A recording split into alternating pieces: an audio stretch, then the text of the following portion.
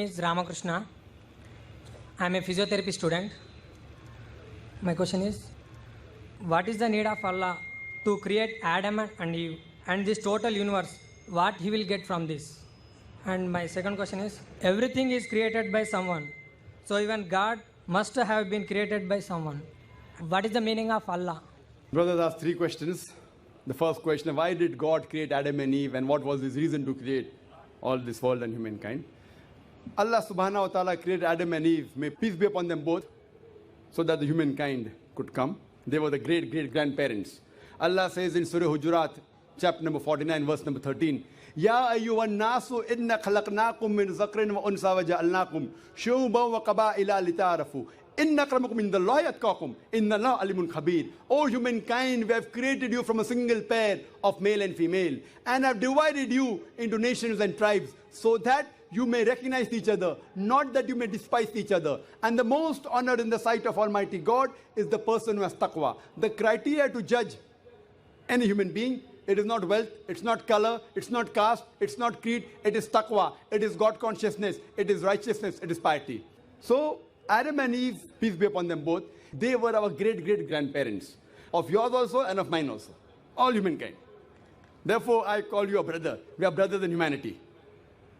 Allah says, Ya ayyuhan nas, O humankind. And Allah says in Surah Isra, chapter number 17, verse number 70, وَلَقَدْ كَرَّمْنَا بَنِي آدَمَ.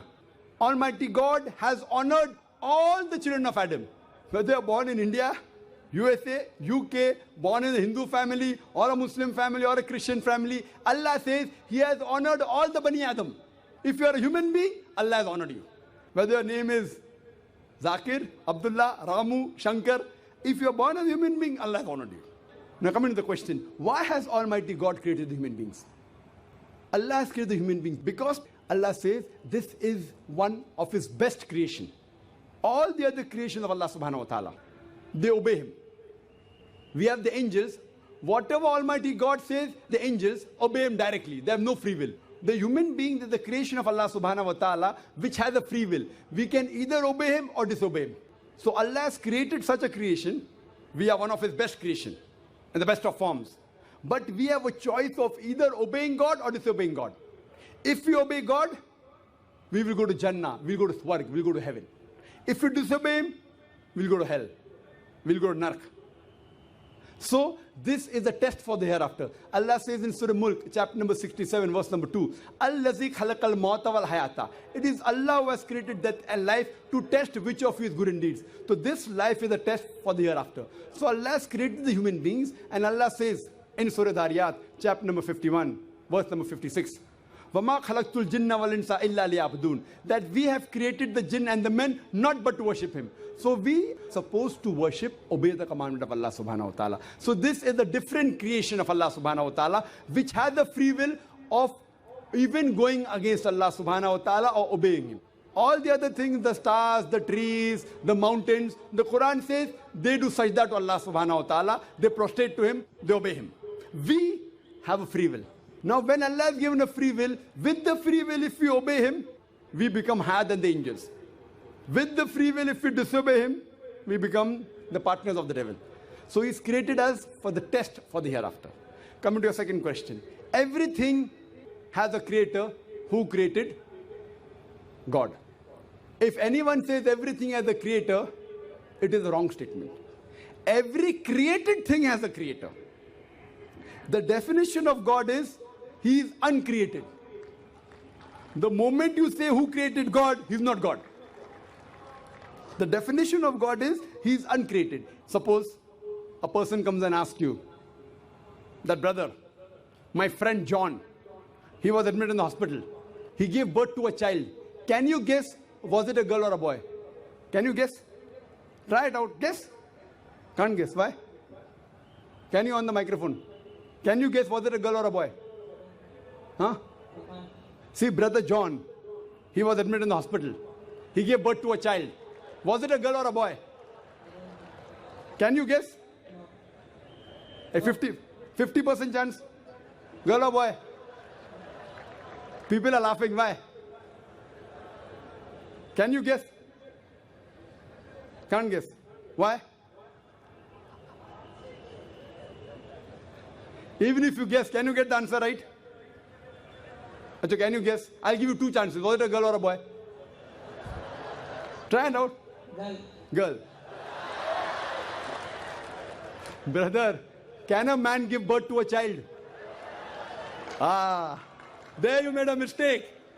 Same way you made a mistake by asking who created God. A man cannot give birth to a child. So where's the question of it being girl or a boy? See, now you understood.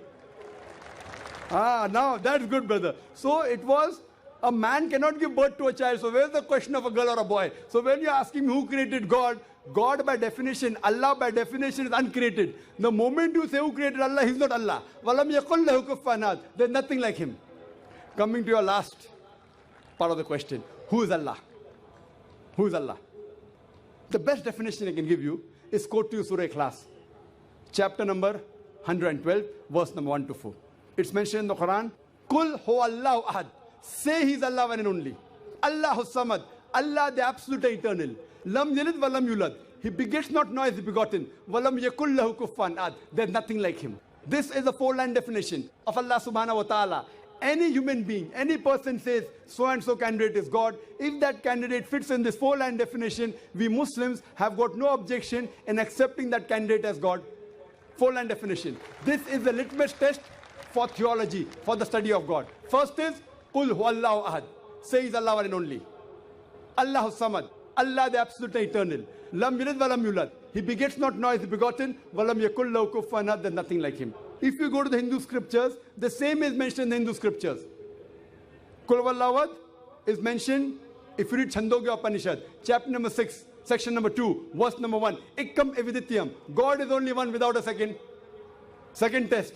Allahu samad. Allah the absolute eternal. Bhagavad Gita, chapter number 10, verse number 3 says, I am known as the Lord of all the worlds, the unbegotten, the beginningless. Third test. Lam yalid wa lam yulad. He begets not nor is begotten. It's mentioned in the Shvetasvatara Upanishad, chapter number 6, verse number 9. Nachasya kasij, janita na chadipa. Of Him there are no lords. He has got no parents. Almighty God has got no father. He has got no mother. And walam yakul lahu kufuwan ahad. There's nothing like Him is mentioned in Shvetasvatara Upanishad, chapter number 4, verse number 19. And Yajurved, chapter number 32, verse number 3, where it says, Na tasya pratima asti. Of that God, there is no pratima, there is no idol, there is no image, there is no photograph, there is no sculpture. Who says that? Yajurved, chapter number 32, verse number 3. Same as, Walam yakul lahu kufuwan ahad. So any person saying so-and-so candidate is God, if that candidate fits in this four-line definition, we Muslims have got no objection in accepting that candidate as God. For example, some people say, Bhagwan Rajneesh is Almighty God. Once during question answer time, a Hindu told me, we don't believe Bhagwan Rajneesh to be God. I had never said that the Hindus believe Bhagwan Rajneesh is God. I said some people believe Bhagwan Rajneesh to be God. Let us put this Rajneesh to test. First test is, Kul Huwallahu ahad. Say He's Allah one and only. Was Rajneesh one and only? Was he the only man who claimed divinity? There are hundreds of them. And in this country, we have thousands of men who have claimed divinity. He's not the only one. But Rajneesh Bhaksi said, no, he's unique. Let's go to the next test. Allahu samad. Allah the absolute eternal. Was Rajneesh absolute eternal? We know from his biography, from his autobiography, he was suffering from asthma, from diabetes, from chronic backache. Imagine Almighty God suffering from asthma, diabetes, chronic backache. Third test. Lam yalid wa lam yulad. He begets not nor is begotten. Bhagwan Rajneesh was born in Madhya Pradesh. He had a father and mother. In 1981, he goes to America, USA. And he takes thousands of Americans for a ride.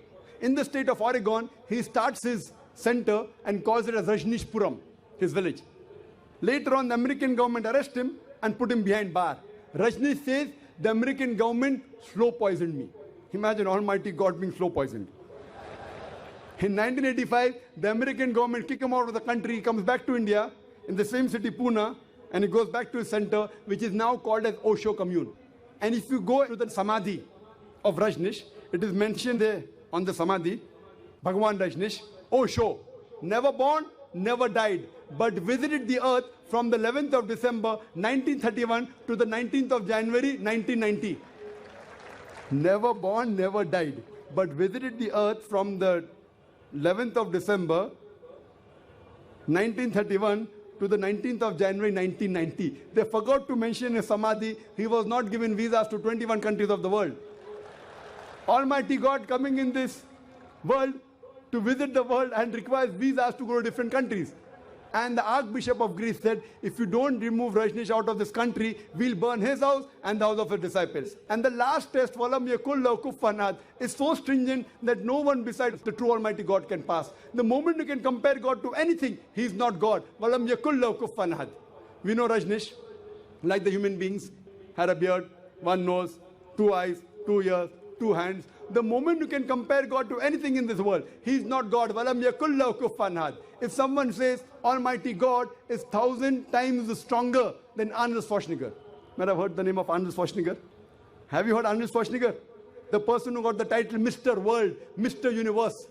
The strongest man in the world, the strongest man in the universe. The moment you can compare God to anyone, whether it be Arnold Schwarzenegger, whether it be Dara Singh, whether it be King Kong, whether it be 1,000 times or 1,000,000 times. The moment you can compare God to anything in this world, he is not God. Walam yakul lahu kufuwan ahad. There is nothing like him. So this is a 4-line definition of Allah subhanahu wa ta'ala given in the Quran. Whichever God you are worshipping, brother, put that God to the test of Surah Ikhlas. If that God passes, that is the true God. Otherwise, it's a fake God.